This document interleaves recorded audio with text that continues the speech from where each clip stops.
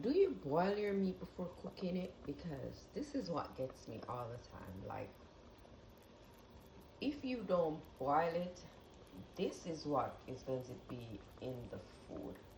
So sometimes you wonder why your food don't look so pleasing to the eye or pleasant to the eye. This is what caused all that. So I'm gonna boil this off,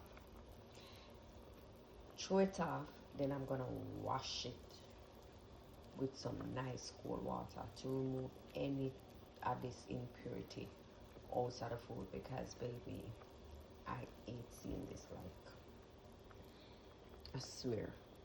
So every time I cook, I'm not gonna say every time, but most time I cook, I try to boil the meat first, because it have a smell also that I don't like, and then it have these um, blood and I don't know. Just let me know if you guys ever consider boiling your meat first, or if you boil your meat first before preparing it, because I hate this.